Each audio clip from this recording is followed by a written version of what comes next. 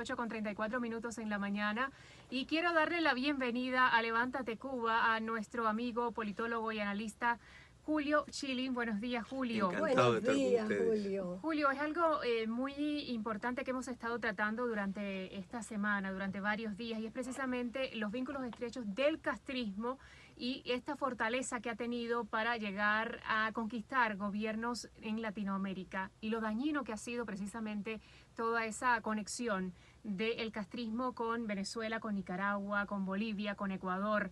Pero ¿cuándo comienza precisamente el castrismo, Julio, a echar a poner en la mira a estos países con intereses específicamente económicos? Mira, podemos decir cómodamente que el castrocomunismo es un factor existencial para el despotismo de la izquierda radical, o sea, lo que podemos llamar el neocomunismo, el nuevo comunismo en el continente.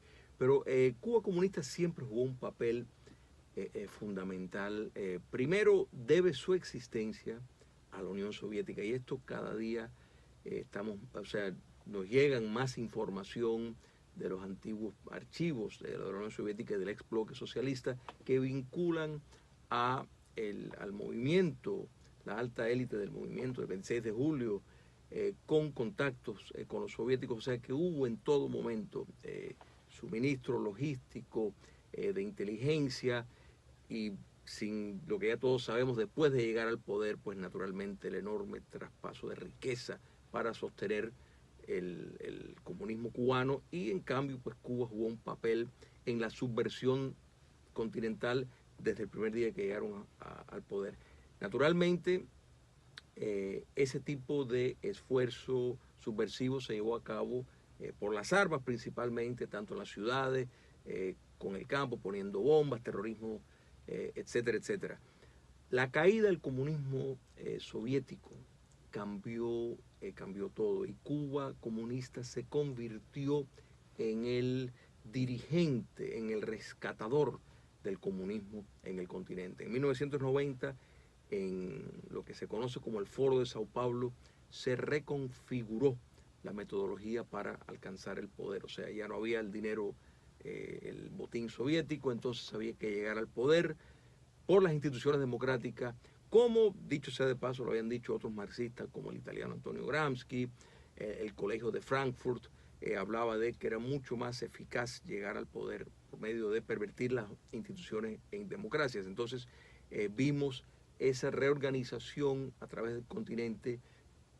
El resultado ha sido Venezuela, el retorno del sandino comunismo al poder en Nicaragua, en Bolivia, en Ecuador. Todo esto se concretó penetrando en instituciones democráticas, que, de nuevo, un paréntesis, esto fue lo que quiso hacer Salvador Allende. Esto fue el sueño del Salvador Allende. Lo que pasa es que lo hizo en una época y nunca, o sea, lo hizo en una época que no le acompañó el apoyo total y no lograron penetrar las Fuerzas Armadas, razón por la cual, por ejemplo, Brasil, que fue un aliado extraordinario en eso que se formó desde el Foro de Sao Paulo, no cayó en las garras del comunismo porque las Fuerzas Armadas no fueron penetradas. Entonces, cuando no podemos hablar del despotismo que hay en Venezuela, del despotismo que hay en Nicaragua o en Bolivia, sin tomar en cuenta el mando de Cuba comunista, que es en sí el centro de organización, de logística y de inteligencia. El patrón, de todo. sí. Es exactamente igual, patrones repetidos. Cada vez que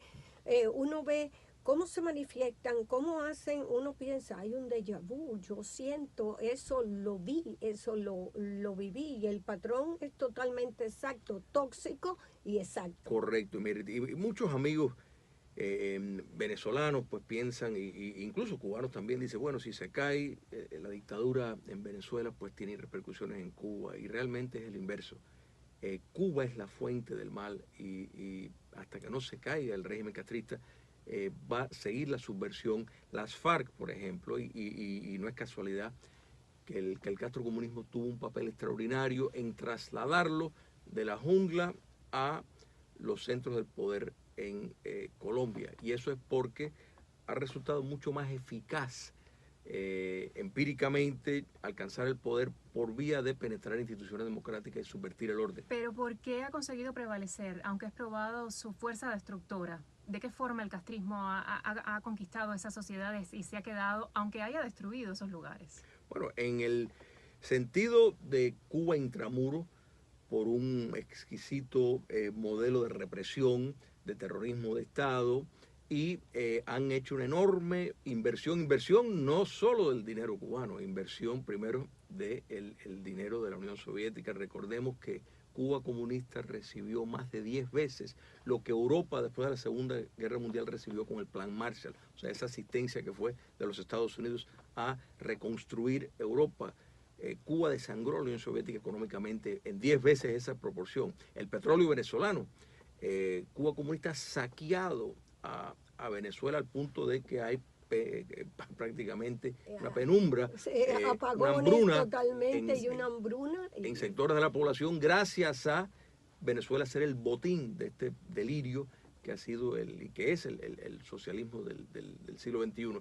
Pero se ha visto con este nuevo modelo la confección de el nuevo comunismo. Primero tolera la propiedad privada, o sea, sigue siendo dirigida desde el poder político, pero permite que empresarios, que ciudadanos privados pues tengan un enriquecimiento. China y Vietnam han sido muy hábiles en cuanto a eso, y también tolera una oposición leal que tiene límites muy cortos, pero existen. Hemos visto las grandes protestas en Venezuela, hemos visto las grandes protestas en Nicaragua, hemos visto los crímenes de lesa humanidad que se han cometido en ambos lugares y siguen ahí. O sea, las democracias siguen permaneciendo en cierto sentido inerte ante este nuevo fenómeno de este disfraz dictatorial de democracia, cuando no tiene nada que ver con la democracia. Algunos dicen que está debilitado el castrismo, que realmente no tiene toda la fuerza y que la imagen del castrismo está debilitada ante el mundo. Pero ¿cuál es el peligro real de la actualidad de que el castrismo pueda continuar con su legado en Latinoamérica? Mira, es crucial para Cuba comunista las relaciones con los Estados Unidos. Es crucial tener el acceso al crédito norteamericano. Tiene varios problemas serios, y uno de ellos es la nación cubana que vive fuera de su territorio, o sea, el exilio cubano en los Estados Unidos y en todas partes del mundo, porque es la misma nación cubana que vive fuera de su territorio, que vive en democracia, vive en libertad, y lo que ha buscado, lo que ha querido tener Cuba comunista, o sea, de establecer, de colonizar, ¿no es verdad?, al exterior con una emigración leal, no lo ha logrado, porque en su gran mayoría los cubanos que viven fuera de su territorio siguen insistiendo en la libertad para su hermano. Entonces eso es un gran obstáculo para aceptar la normalidad, que es lo que busca. Y últimamente, en los últimos días, hemos visto noticias como de que se ha volcado otra vez el apoyo de Rusia, que ya no es la Unión Soviética. Rusia está con un apoyo que nosotros decimos, bueno, está como que envuelto apoyando lo que está sucediendo en Nicaragua, en Venezuela, en Cuba, en Ecuador. Ellos sienten, así lo veo yo, que no soy ninguna analista, pero siento como que se están envolviendo fuertemente en todos estos movimientos. Totalmente, totalmente cierto. Podemos incluir a Irán, por ejemplo, que tiene una relación muy estrecha con Rusia, China comunista también. Entonces eso, por un lado, es esperanzador para el castrocomunismo, pero por otro lado los Estados Unidos está mucho más alerta y tomando medidas mucho más proactivas. Cuando se salen del acuerdo nuclear con Rusia, la razón principal es, bueno, primero, porque los rusos lo han estado violando desde hace muchos años, pero segundo, porque China comunista está desarrollando cada día más armas, y los Estados Unidos necesita incrementar la producción de armas para competir con China. O sea que están conscientes del papel que tiene Rusia, que tiene China. Recordemos que cuando el expresidente Barack Obama estaba reunido en Cuba, a media cuadra estaba un submarino soviético de espionaje, o sea que, perdón, ruso. Y entonces esto es, sin lugar a duda, el protagonismo de Rusia, como tú bien señalas, es alarmante.